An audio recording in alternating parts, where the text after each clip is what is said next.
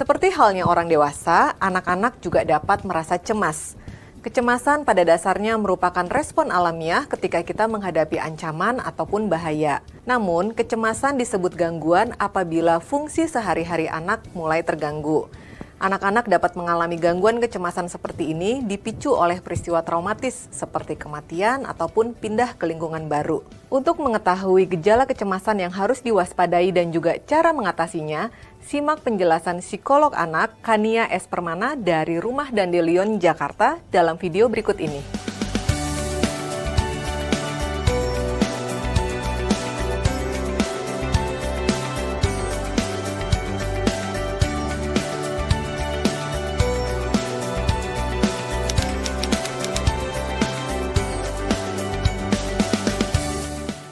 Sebenarnya anak-anak tuh sama seperti orang dewasa gitu ya, bisa merasa cemas, bisa merasa khawatir, jadi sebenarnya bisa aja gitu.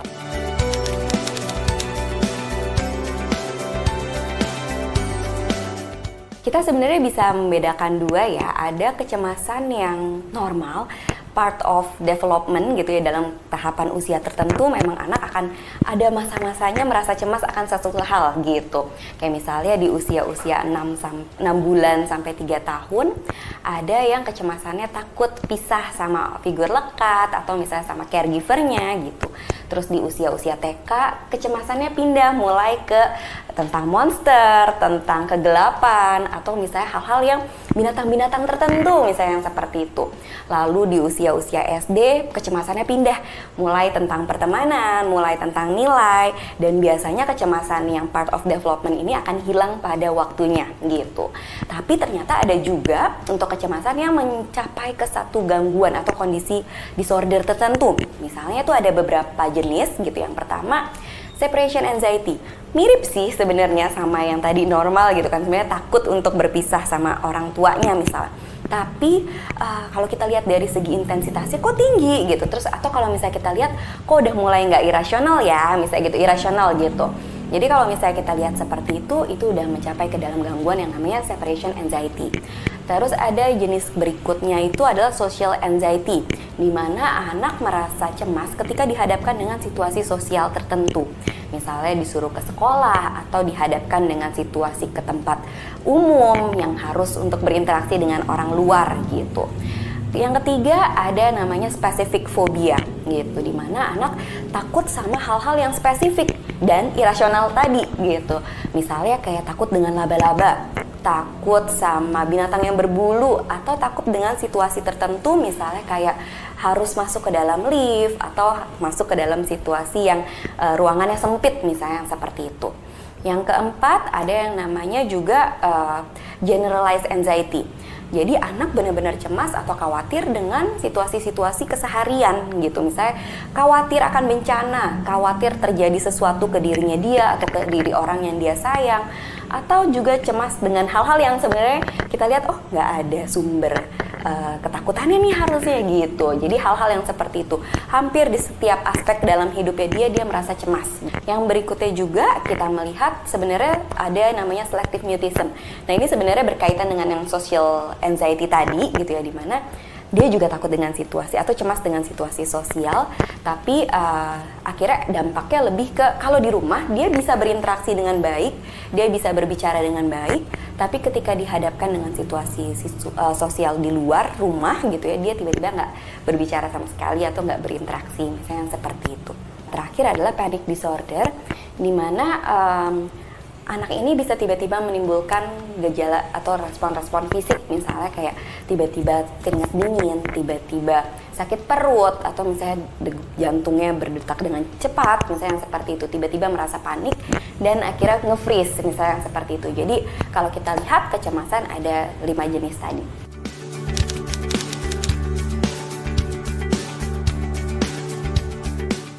Sebenarnya yang bisa mempengaruhi rasa cemas itu ada beberapa hal gitu ya. Kalau kita lihat, yang pertama mungkin kita lihat dari segi genetis gitu.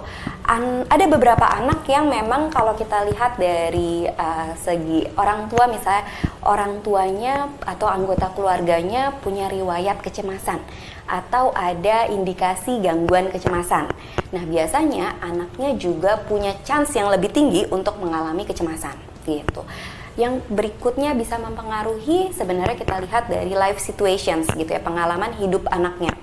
Ada beberapa anak yang mengalami beberapa situasi pengalaman hidup yang stressful sehingga akhirnya itu mendorong kecemasan. Misalnya perubahan dalam rutinitas, di mana anak pindah sekolah atau pindah rumah misalnya seperti itu.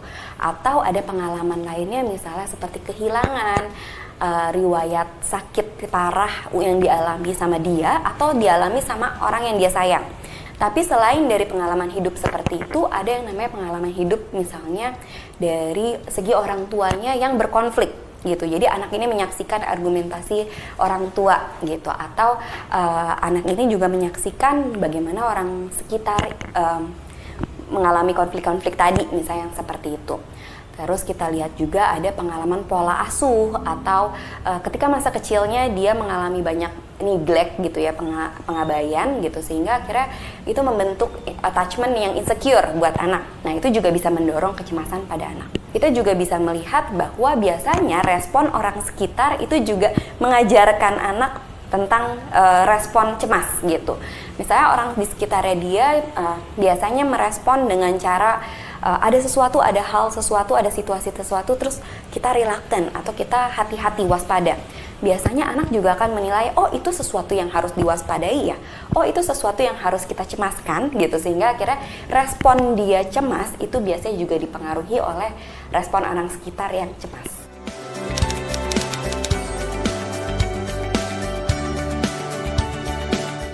Untuk gejala ini sebenarnya menarik ya, karena pada anak-anak biasanya akan terlihat dari beberapa aspek gitu, nggak cuma satu aspek.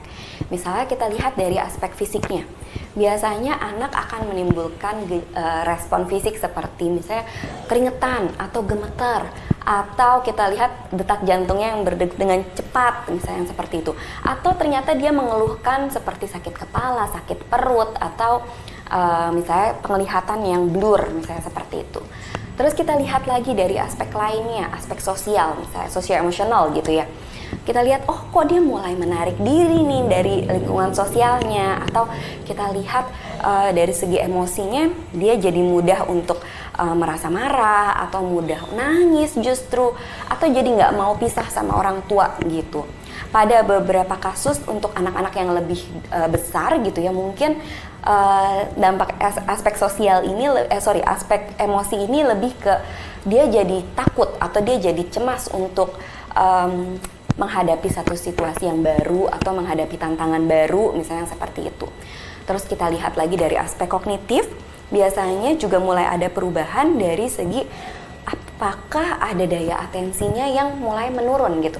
Nah, ini orang tua tuh seringkali merasa ini daya fokusnya kok bermasalah nih, jangan-jangan ada masalah gangguan atensi misalnya. Tapi ternyata setelah kita cek, oh ini rootnya adalah dari kecemasan gitu. Karena balik lagi, kecemasan bisa mempengaruhi atensi gitu ya, dimana daya fokusnya jadi berkurang, atensinya jadi berkurang. Terus yang misalnya daya tangkapnya juga jadi menurun, misalnya gitu, dibilang apa kok lupa gitu, gampang lupa atau jadi susah untuk menangkap informasi baru. Biasanya itu akan berpengaruh dari segi kognitif tadi. Kita juga bisa melihat dari segi perilaku gitu, dimana anak mulai kok tiba-tiba jadi sering mukul ya gitu, atau sering lempar barang, atau kok dia tiba-tiba jadi pendiam banget gitu.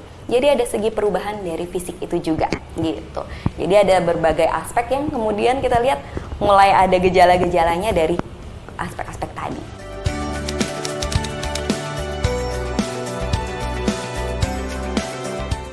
Jadi sebenarnya yang paling utama yang kita lihat apakah sudah mencapai ke satu gangguan adalah tadi gejala-gejala itu udah terpenuhi misalnya.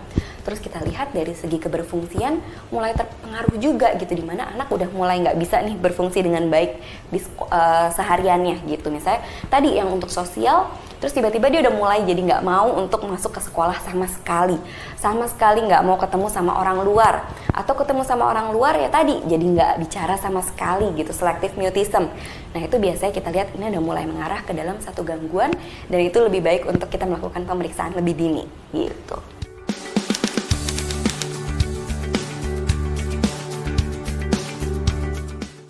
Kalau mulai muncul gejala kecemasan, memang yang kita lakukan tadi ada pemeriksaan gitu ya. Kita melakukan pemeriksaan ke orang yang lebih ahli. Tapi sebenarnya kalau kita lihat ada kecemasan secara general gitu ya, kita lihat tadi balik lagi. Ada kecemasan-kecemasan yang mulai muncul, sebenarnya yang kita lakukan tujuannya tuh satu, bukan menghilangkan kecemasannya, tapi bagaimana untuk membekali anak supaya dia bisa menghadapi atau meregulasi rasa cemas itu gitu. Jadi fokusnya di sini lebih ke membekali anak dibandingkan menghilangkan kecemasannya gitu. Yang pertama bisa kita lakukan adalah mengajarkan anak atau membuat anak aware dengan gejala-gejala yang muncul. Mulai berikan pemahaman ke anak, oh ini loh tanda-tanda kecemasan, ini loh sainsnya gitu. Jadi itu yang pertama kita lakukan. Kedua, kita encourage anak untuk bisa kembali lagi meregulasi emosinya gitu. Nah, regulasi emosi ini sebenarnya ada banyak ya yang bisa kita berikan. Misalnya kayak teknik deep breathing gitu. Misalnya untuk berlatih nafas gitu, 3 detik kita tarik, tahan, terus kita keluarkan, misalnya seperti itu. Atau butterfly hug, atau misalnya kayak mindfulness gitu kan. Bagaimana teknik grounding kita rasain, oke sekarang kita mendengarkan apa, oh ada suara AC, oh ada suara mobil lewat, misalnya kayak gitu. Oh sekarang kaki kita nempel sama karpet, misalnya yang seperti itu. Itu adalah teknik-teknik grounding yang kemungkinan besar bisa membantu untuk meregulasi emosi. Atau misalnya untuk anak-anak yang lebih dewasa gitu ya, anak yang lebih besar, kita bisa bantu dengan worry box misalnya. Kayak kita tulisin apa yang pada saat ini membuat kita cemas, kita masukin ke dalam satu kotak. Nanti pas at the end of the day atau misalnya di dalam 1 minggu, kita buka bareng-bareng, kita bahas bareng-bareng. Misalnya seperti itu. Itu adalah teknik regulasi emosi. Berikutnya yang bisa kita ajarkan adalah bagaimana anak supaya bisa minta bantuan ketika dia merasa membutuhkan gitu. Supaya dia nggak merasa bahwa oh kecemasan tuh harus diselesaikan sendiri ya gitu. Enggak kok gitu. Regulasi apalagi buat anak-anak gitu ya. Berikutnya yang bisa kita lakukan adalah misalnya kita lihat oh kecemasannya ini sebenarnya untuk live events. Misalnya kayak tadi untuk pergi ke dokter gitu misalnya, atau untuk vaksin yang seperti itu yang dia takut. Kita bisa dengan cara mempersiapkan gitu, memberikan transisi. Kita kasih buku-buku cerita tentang ke dokter, tentang vaksin misalnya seperti itu. Terus sambil kita berikan heads up gitu. Kita bakal ke sana dalam waktu berapa hari, kita bakal ke sana untuk ngapain, misalnya gitu. Kita memberikan heads up tentang prediksi. Karena balik lagi anak biasanya akan merasa less anxious gitu ya, merasa kurang cemasnya ketika ada sesuatu yang bisa diprediksi. Tapi yang paling utama di sini adalah untuk memastikan bahwa jangan sampai kita benar-benar menghilangkan si sumber kecemasannya gitu. Karena semakin banyak kita menghindari sumber cemas itu, kita menghilangkan sumber cemas itu dari anak, kemungkinan memang sih di awal-awal atau dalam jangka waktu dekat anak akan merasa lebih lega gitu ya, lebih tenang. Tapi on the long term ya gitu ya, dalam jangka waktu panjangnya justru itu akan semakin meningkatkan rasa cemasnya. Kenapa? Karena semakin anak dihilangkan gitu ya, ketika menemukan satu rasa cemas, terus rasa cemasnya, sumber cemasnya itu dihilangkan, kemungkinan besar dia akan ngerasa oh berarti itu sesuatu yang memang harus kita cemaskan, oh itu sesuatu yang harus dihilangkan gitu, karena itu bahaya gitu. Sehingga kedepannya ketika dia dihadapkan dengan situasi yang sama, justru dia akan semakin ngerasa cemas, semakin ngerasa nggak yakin bahwa dia bisa menghadapi hal itu, karena dia nggak punya pengalaman menghadapi itu sebelumnya gitu. Jadi ada baiknya memang kalau misalnya dia menghadapi satu rasa cemas, kita tetap hadapkan gitu. Bahwa dia merasa cemas, boleh kita take back sebentar gitu ya, kita mundur sebentar, kita regulasi dulu emosinya, tapi habis itu kita tetap menghadapi rasa cemas itu, supaya akhirnya dia melihat bahwa oh pengalaman berhasil dia menghadapi sumber cemas itu tuh banyak gitu, bahwa dia bisa kok sebelumnya, sehingga itu sesuatu yang bisa dia lakukan. Yang berikutnya adalah kita pastikan rutinitas anak juga tercapai gitu, karena balik lagi mempertimbangkan bahwa anak merasa aman ketika ada sesuatu yang diprediksi, sehingga akhirnya lebih baik bagi kita untuk memberikan rutinitas gitu, memberikan rutinitas dan memberikan heads up kalau misalnya memang terjadi sesuatu yang ada perubahan atau misalnya terjadi sesuatu yang mungkin akan membuat dia merasa cemas gitu. Kita berikan waktu heads up, kita berikan waktu transisi. Biasanya itu akan sangat membantu. Kalau misalnya hal-hal tersebut sudah kita lakukan dan ternyata anak semakin kita lihat bahwa semakin buruk nih, atau misalnya keberfungsian anak semakin terpengaruh misalnya gitu, ada baiknya pada saat itulah kita membutuhkan bantuannya ahli gitu ya. Kita membawa anak ke psikolog misalnya, atau misalnya ke psikiater jika membutuhkan dan respon fisiknya benar-benar banyak gitu ya.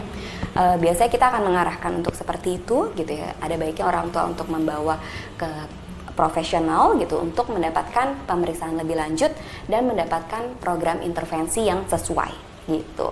Mungkin bisa juga untuk ke Rumah Dandelion gitu ya, di Taman Wijaya Kusuma gitu, di Cilandak gitu. Kita bisa datang ke situ karena di Rumah Dandelion pun ada psikolog-psikolog yang biasa untuk menangani kasus-kasus kecemasan dan bisa memberikan intervensi yang sesuai.